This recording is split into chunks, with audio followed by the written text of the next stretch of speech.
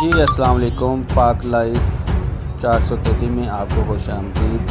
अभी हम आपको बताएंगे कि अल्ट्रोल ड्रामे की ये किसके बारे में। तो सबसे पहले चैनल को सब्सक्राइब करें।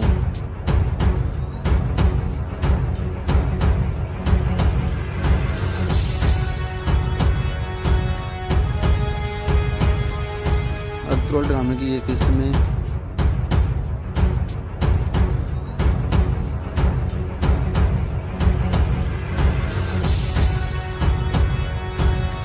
मंगोलों ने काइकवीली पे हमला किया और आगे हम आपको सारी तफसील इसकी बताएंगे। आइए अब हम आपको इसकी तरफ लेके जाते हैं। अस्सलाम वालेकुम नाजरीन, इस एपिसोड के शुरू में आप देखेंगे इधर काई कबीले के शफाखाने में सिरमा खातून का इलाज जारी होता है। हाइमा खातून समेत सब हकीम साहब के इंतज़ार में होते हैं। इतने में हकीम आर्तुक साहब आ जाते हैं और आते ही उसका इलाज करना शुरू कर देते हैं। उसका मायना करके कहते हैं हंजर का जख्म काफ़ी गहरा है और हमें जल्द अज जल्द हंजर निकालना होगा। फिर वो सब ख़वातीन को बाहर भेज देते हैं और खुद एल्चन खातून के साथ इलाज में मसरूफ़ हो जाते हैं। इधर सराय में बबुलात अपने सिपाहियों से बातें करने में लगा होता है और कहता है तुम्हारे साथ मिलकर मैंने सबूत में अर्तुरुल के तमाम निशानात मिटाने हैं। और वो सलीमान कहाँ है जिसने सबके सामने मेरी बेइज्जती की और अब वो तुम्हारे हाथों से निकल गया, जाकर उसे तलाश करके मेरे पास लाओ। उनके जाते ही यनाल आ जाता है और कहता है हुजूर कारखाने में झगड़ा हुआ है और सलजान खातून ने सिरमा खातून को हंजर मार दिया है। यह सुनकर बबुलात गुस्से में आ जाता है और यनाल का गरिबान पकड़कर कहता है ये तुम क्या कह रहे हो, ऐसा कैसे हो सकता है, सिपाही वहाँ क्या कर रहे थे। बबुलात काफ़ी जज्बाती अंदाज में कहता है गुंदुक्तू तुम मेरे हाथों से भागने में कामयाब हो गए। अगर मैंने तुम्हारे बेटे और बीवी को ना मारा तो मेरा नाम बबुलात नहीं होगा। इधर जंगल में अर्तुरुल साहब और उनके सिपाही कैकावस के साथ बैठे होते हैं। कैकावस के जख्मों की मरहम पट्टी कर रहे होते हैं और अपने सिपाहियों से कहते हैं एहतियाती तदाबीर अख्तियार कर लो, ज़रूर वो हमारे पीछे आएंगे। यह सुनकर सिपाही जंगल में फैल जाते हैं और अर्तुरुल साहब कैकावस की पट्टी करने लग जाते हैं। कैकावस कहता है अर्तुरुल साहब मैं आपकी साख से बहुत वाकिफ़ हूँ। आपने पहले मेरे दादा और फिर बाबा गियासुद्दीन की बहुत मदद की और अब आपने मेरे लिए खुद को आग में डाला। अर्तुरुल साहब कहते हैं मैंने अपना फ़र्ज़ पूरा किया है, हम आपको जालिमों के हाथों में नहीं रहने दे सकते थे। दूसरी तरफ जंगल में आलनचक अपने सिपाहियों के साथ अर्तुरुल साहब के ताक़ुब में जा रहा होता है। उसी दौरान मंगोल सिपाही आकर कहता है हजूर वो नज़र नहीं आए और घोड़ों के निशानात नज़र नहीं आए। ये सुनकर आलनचक कहता है आप सब ग्रोह में तकसीम हो जाएं, एक ग्रोह तलाश जारी रखेगा और दूसरा मेरा साथ आएगा। मैं जानता हूँ अर्तुरुल कैसे मेरे पास आएगा, हम सब काई कबीले जाएंगे। इधर अर्तुरुल साहब कैकवस को कहते हैं मंगोल समझते हैं वो यहाँ अपनी मर्जी से जो चाहे करते रहेंगे, लेकिन मैं उन्हें रोकने का इरादा रखता हूँ। वो आपको फांसी देना चाहते थे। तो कैकावस हैरान होकर सवाल करता है कि आपने मुझे क्यों बचाया है और मेरे साथ क्या करने का इरादा रखते हैं। अर्तुरुल साहब कहते हैं हम बाद में इस बारे में तफसील से बात करेंगे, लेकिन पहले हमें यहाँ से निकलना होगा। इतने में बमसी आकर कहता है भाई मंगोल आते दिखाई दे रहे हैं, वो बड़ी तादाद में आ रहे हैं। यह सुनकर अर्तुरुल साहब अपने सिपाहियों के साथ कैकावस को लेकर वहाँ से रवाना हो जाते हैं। इधर काई कबीले के हेमे में हाइमा खातून और सुलजान उदास बैठी होती हैं। इतने में वहाँ इलबिलगाय अपने सिपाहियों के साथ आ जाती है और कहती है सलजान खातून आपने हमारे दरमियान बिल आखिर खूनी खेल खेल दिया, अब तुम्हें कौन बचाएगा। फिर वो रस्सी लेकर कहती है हम तुम्हें यहाँ से लेने आए हैं। यह देखकर हाइमा खातून कहती है तुम अपने लिए मुसीबत बना रही हो, मेरी बेटी सलजान को यूँ अपने साथ ले जाकर तुम अच्छा नहीं कर रही, तुम हकाइक सुनने बगैर फैसला नहीं दे सकती।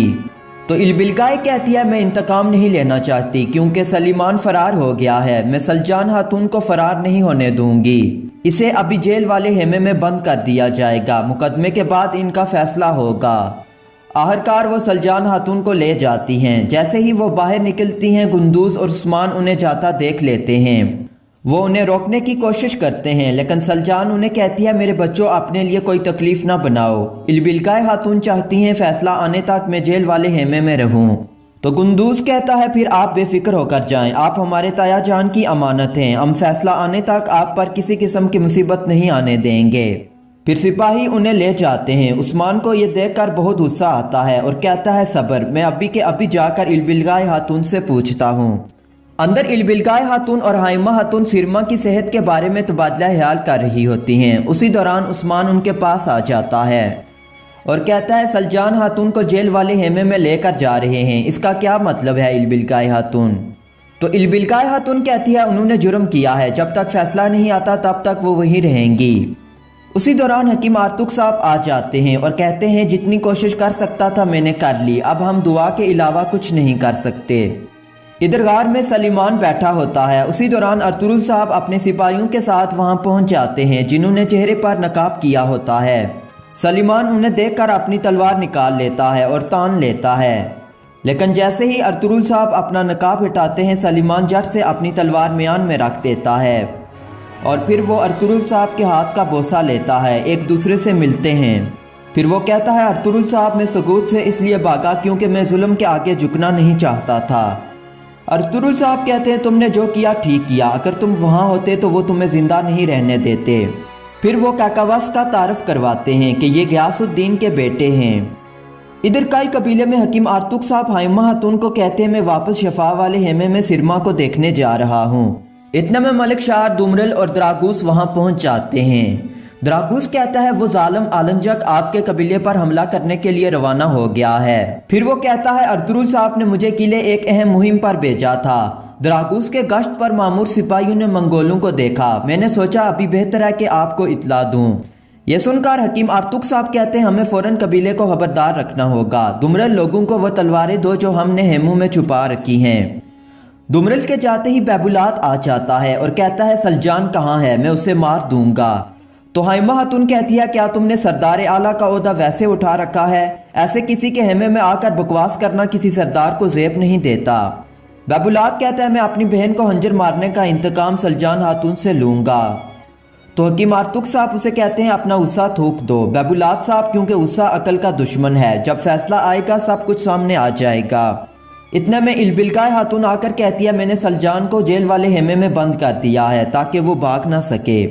लेकिन बैबुलात कहता है ये काफ़ी नहीं है, उसने खून बहाया है, खून का बदला खून से होगा, मैं सलजान खातून को अपने हाथों से मारूंगा। ये सुनकर हाइमा खातून कहती है अगर आप फैसला किए बगैर हमारी बच्ची को मारेंगे तो हम यहाँ आपका जीना हराम कर देंगे। ये सुनकर बैबुलात कहता है पहले मैं अपनी बहन को देखूंगा, फिर जो हुआ देखा जाएगा। ये कहकर चला जाता है। इधर शफा वाले हेमे में सिरमा बेहोश पड़ी होती है। उसी दौरान बैबुलात आ जाता है और सिरमा से बातें करने की कोशिश करता है और कहता है उन्होंने एक खातून सरदार को मार दिया, मैं उनसे ज़रूर बदला लूँगा। उसी दौरान उसे होश आ जाता है, तब जाकर उन्हें हौसला मिलता है। फिर बैबुलात कहता है मैं कसम खाता हूँ मैं तुम्हारा इंतकाम ज़रूर लूँगा, वो मेरे गज़ब से नहीं बचेंगे। इतने में उन्हें ढोल बजने की आवाज़ आती है और बाहर मंगोल सिपाहियों का एक दस्ता कबीले में घुस आता है। तेज़ रफ्तार घोड़ों पर वो हेमू की तरफ बढ़ रहे होते हैं। सब लोग उन्हें देखकर खौफजदा हो जाते हैं। तो सिपाही अनाल बैबुलात को कहता है हुजूर आलंचक आया है। सब हैरानगी के आलम में हेमे से बाहर आ जाते हैं। जैसे ही वो करीब पहुंचते हैं तो आलंचक मरकजी हेमे की तरफ बढ़ता है और कहता है मैं यहाँ क़यामत बर्पा करने आया हूँ, क्योंकि अर्तुगरुल अपनी ज़बान पर कायम नहीं रहा, खून बहाकर उसने हमारा मायदा तोड़ दिया है। फिर वो कहता है मैंने अपने बंदू को एक मुहिम पर भेजा था, अर्तुगरुल ने उन्हें मार दिया, क्योंकि अर्तुगरुल के अलावा कोई ऐसा करने की जुर्रत नहीं कर सकता। तो हाइमा खातून कहती है अर्तुगरुल हरगिज़ ऐसा नहीं कर सकता, क्योंकि उनके सब सिपाही यहाँ मौजूद हैं, वो मंगोलों के लश्कर का अकेला नहीं मुकाबला कर सकता। तो बैबुलात भी उसी लम्हे बोल उठता है कि हाँ हुजूर अर्तुगरुल साहब के तमाम सिपाही यहाँ मौजूद हैं, उनके साथ सिर्फ 3 आदमी थे। ये सुनकर आलंजक कहता है अगर अर्तुगरुल अपने बेटे को तलवार से छुड़ा सकता है तो इसका मतलब है कि वो ये सब भी कर सकता है। उसी दौरान फिर एक हाथ के साथ एक और सिपाही उनके पास आता है और वो खत आलंजक को देता है, जो खोलकर पढ़ने लग जाता है। इधर गार में कैकवस अर्तुगरुल साहब को कहता है मैं आलंजक को अच्छी तरह जानता हूँ, वो जुल्म के पहाड़ तोड़ देगा, मुझे बचाकर आपने उसकी साख को नुकसान पहुँचाया है, अब वो आप पर शक करेगा। अर्तुगरुल साहब कहते हैं मैं उसका पहला शक नहीं हूँगा, वो कुछ नहीं करेगा। फिर वो उसे बताते हैं कि मैंने मार्गन को मंगोलों के तर्ज का हाथ लिखने का कहा था, अब उसके हाथ बांध दिए हैं मैंने। फिर वो अब्दुर्रहमान को कहते हैं जैंगुइज के पास जाओ और उसे पहाड़ी के रास्ते पर मिलने का कहो। उसके जाते ही कैकवस कहता है अवोस कबाइल मंगोलों की बर्बरियत के खिलाफ कैसे एहतजाज करेंगे। वो मुझ पर बहुत एतमाद करते थे, मुझे डर है कि मैं कुछ नहीं कर सकता। अर्तुगरुल साहब कहते हैं अनातोलिया में इससे भी बड़ी जंग जारी है जिसका आप तसव्वुर नहीं कर सकते। फिर वो कहते हैं बरके खान और सुल्तान बाइबरस के साथ हमारा इत्तेहाद हो रहा है, हम मंगोलों को 3 तरफ से घेरेंगे। ये सुनकर कैकवस कहता है इस मामले में मैं जो तावन कर सका करूंगा, अगर ज़रूरत पड़ी तो एक सिपाही के तौर पर आपके साथ मिलकर लड़ूंगा। अर्तुगरुल साहब कहते हैं फिलहाल आप सुल्तान की हैसियत से हमारे साथ तावन करें। नाज़रीन, यहाँ पर यह एपिसोड खत्म हो जाती है। अगर आपको हमारी वीडियो अच्छी लगी तो वीडियो को लाइक कर दें, चैनल को सब्सक्राइब और कमेंट बॉक्स